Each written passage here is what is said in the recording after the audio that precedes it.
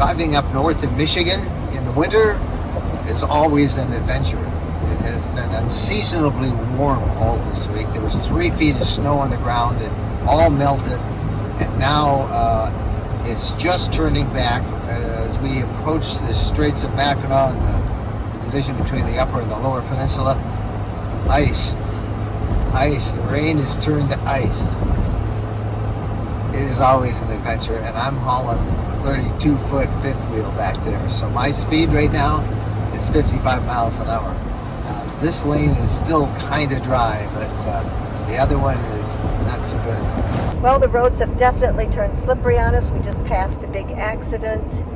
We're going about 50 miles an hour. Anything any faster would be too fast, and the roads seem to be progressively getting icier and snowier. So hopefully we'll get there soon.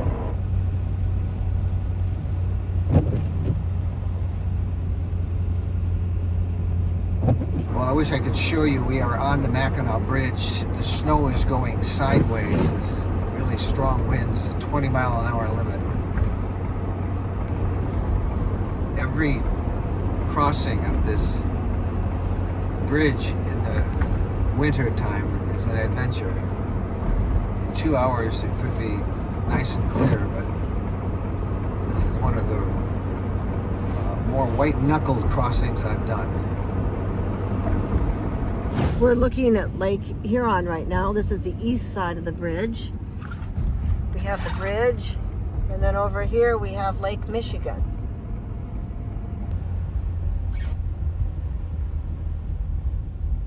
That was an adventure. Yeah, it's pretty nasty. Yeah. As soon as the gate opens, you guys good to go. And you have a good New Year. You too. We are in the Upper Peninsula, God's country. This is the Quality Inn. We've stayed here many times before. I think you have to park behind, I'm not sure. Well, good morning. We spent the night at the Quality Inn here last night. Just didn't feel late at night with the wind howling that was worth the drive out. And we'll head over to the falls here this afternoon, but Bo could not be happier. Go for what? Come on, let's go. All right, so one of the reasons we like to stay at that Quality Inn in St. Ignace is this. This is the Father Marquette Memorial for honors one of the early Jesuit explorers, French explorers of this region. But it's a beautiful walk in the wintertime because there's nobody here. Nobody else does this except Bo and me and Jen. Jen is back at the motel getting one last workout in the hotel gym while Bo and I are doing a winter walk. This is his favorite place. He just loves to run here. It's still snowing, and we got about 3 inches, 4 inches of snow overnight, just enough to make the forest look absolutely beautiful. This is why we camp in the wintertime. It's just gorgeous.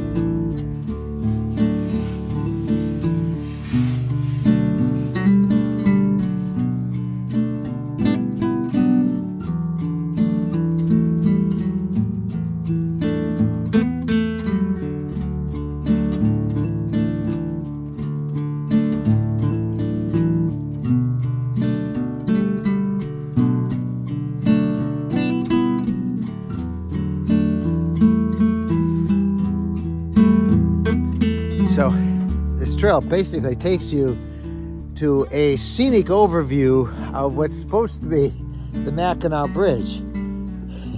But because of the snow, it's kind of lost in the haze out there.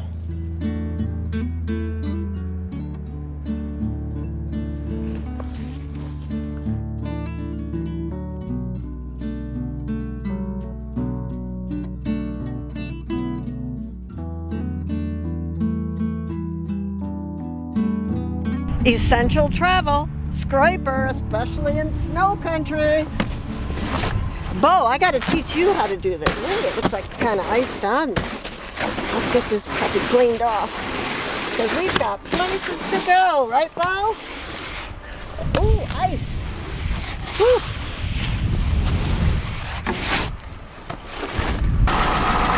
Okay, all of you in Florida who have forgotten this sound, how could you ever forget? Upper body workout.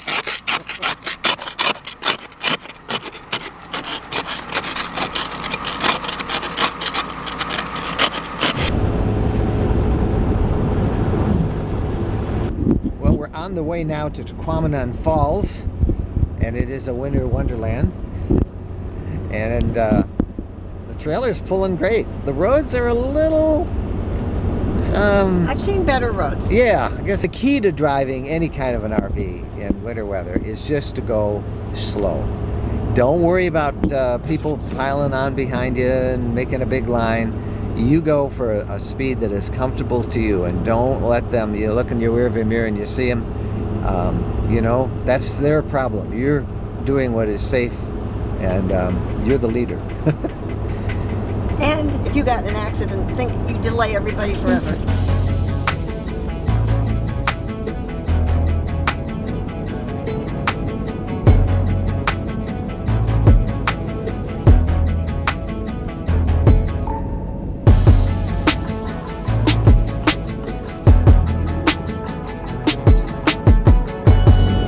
As we've gotten closer to the falls, the roads have gotten worse, there's snow covered, and they're slippery. All right, now we're here. The ride was a little more challenging than usual, but we're here. Lots of snow at Tahquamenon Falls. This is the Lower Falls Campground, and you can see how well they have plowed it for us. It looks beautiful. Oh, I think you better get back. Oh, it says, I remember this place. This is the campground. Looks Well, mighty fine. Well, we got some of our people here. yeah. Looks like I'm gonna have to get out and move a cone. Yeah. It's nice that they mark our spots for us. You can see off to the Welcoming. right here how well they plow all these sites out for everybody. All right, we got a pull-through site because we got a train following us. It's 159. 159, we're getting close. 161. Right here. Here we go. go. This is ours.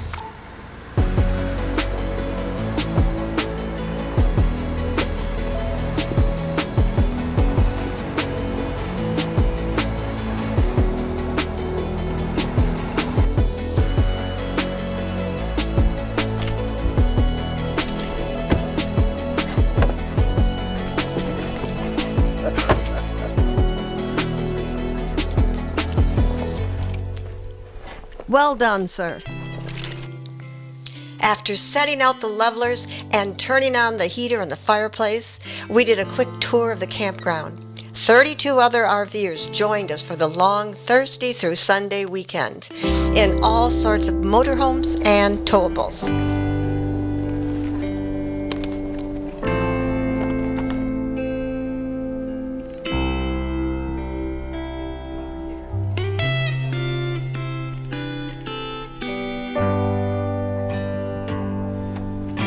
Come on, Maggie.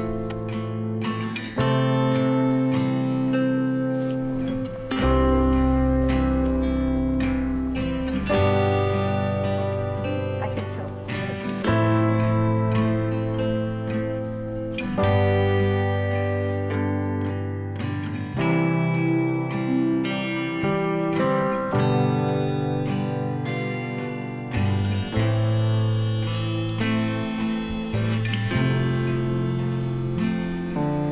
At night, there were big campfires and lots of food and laughter.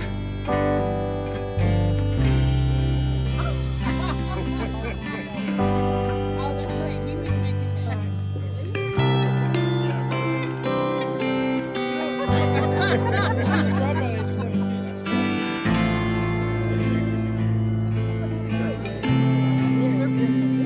the rent is high.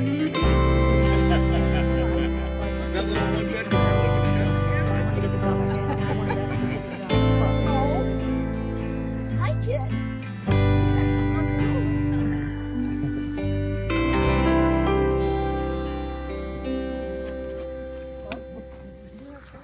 Doesn't get any better than that. Oh, no, it doesn't. This is the life. Nice and warm. You know, when we do this camp out every year, we always have to go over and talk to Peter and his son Grant. Grant started when he was 6 years old. Yes. Like a lifetime ago. And there he is now. All grown up. On Friday, we had a great group dinner at the Gastropub Inn in nearby Paradise, Michigan, and on Saturday at the Tahquamenon Falls Brewery and Pub. You know, people ask, what do you do when you do winter camping? Well, you bundle up and you do a lot of hiking, cross-country skiing, snowshoeing. I suppose if we brought a sled, we could go sledding.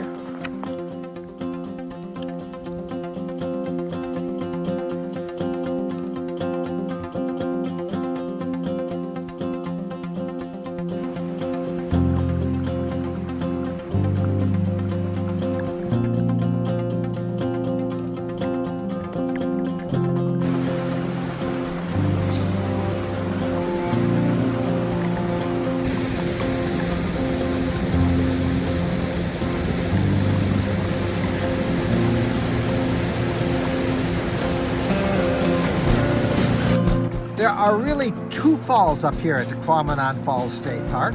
There are the lower falls, right here. It's a series of small little falls, the Tahquamenon River. The lower falls are the closest to the campground. It's about a mile walk round trip. The upper falls, about 5 miles upstream, well, we'll show you that one.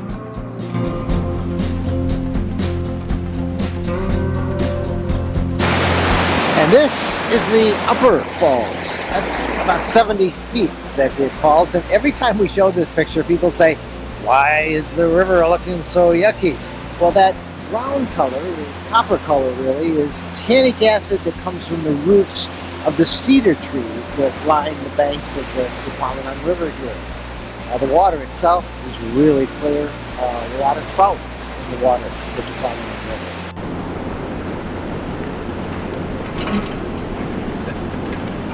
94 steps to the top. Okay. Bo says it was nothing. Did it. Been there, done that. To help us survive the cold this year, a company named Aurora sent us some battery-operated heated vests. So we're going to put this on under our jackets, and I know it's going to help. Plus, it's cute. This is a battery, and it fits in an inside pocket of the vest, and it's pretty cool. It's rechargeable, and this is my vest. They gave me a black one, and to turn it on, all you do is right here, you just push that on, and now I have heat at my front, and I have heat at my back. We were given the vest, which is awesome, but because the vest isn't enough for the weather that we're going to be facing today, I'm going to put the vest on and put my big parka over top because I'm going to a very cold place.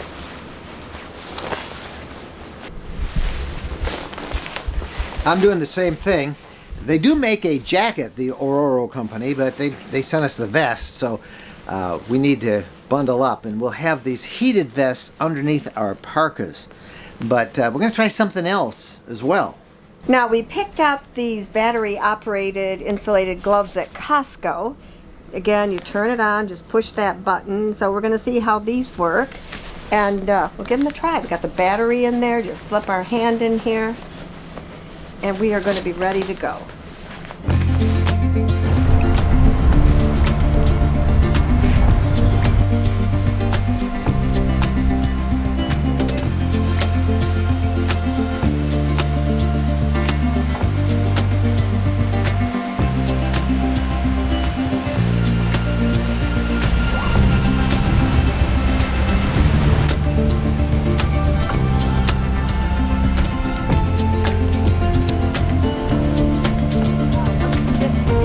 people wonder if it's so cold, how come Lake Superior hasn't frozen? Well, it hasn't frozen because it is the coldest, deepest lake.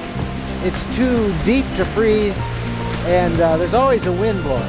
So there might be a little bit of shore ice right up at you know, close to where the waves come in, but it never really freezes. So you might get a little bit, like I say, but out there you can see. I don't know if you can see in the background, but there's actually a freighter out there now. So Lake Superior is cold. It's cold. How the heated gloves work, first of all? The heated gloves, I think, are okay. Not my favorite, Okay. but they're okay. Well, I think we can be honest. Well, I might take them back. In fact, I'm 100% sure. So they're really go not back. that okay. They're okay maybe for other people, but not for me. Yeah, I noticed they work, but what really works better, if you want to stay warm, have your hands warm in cold weather, we have found to be wool mittens. Mittens. And then it's your own body heat that keep warm. Okay, my favorite pair are gloves with leather, mitten over top. Mitten, yep. And those work best for me. All right. So the other thing is, of course, our vest here. We're testing out the heated vest, and I think the response for that is a little better. What do you think of that? Yes, it's keeping me warm. My chest is nice and warm. Not only am I a fashion plate with the vest, it's nice and warm. So it's heated back and it's heated in the front. Yep. And it's great. They do make a heated jacket, and I wish they had sent that to us, but they Because didn't. my arms are cold. Yeah. So in the vest, you do have to have something if you're going to be in cold weather. So the vests are good. The Ororco vests, Ororco, O-R-O-R-C-O, and the gloves. The gloves are going back. Not so much. And Bo over there, Bo doesn't need any of that heated stuff because, well, Bo has a double coat. He's a Norwegian Alcon. They're made for this weather. He's made for this Us? weather. He loves it. I'll take the heated vest. That's pretty good.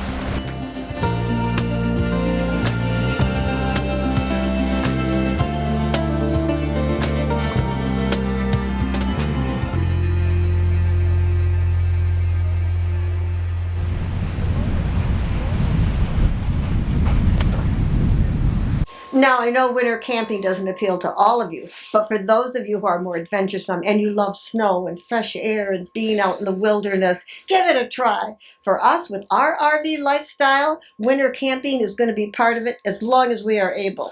Hey, we are Mike and Jen. Thank you guys so much for watching.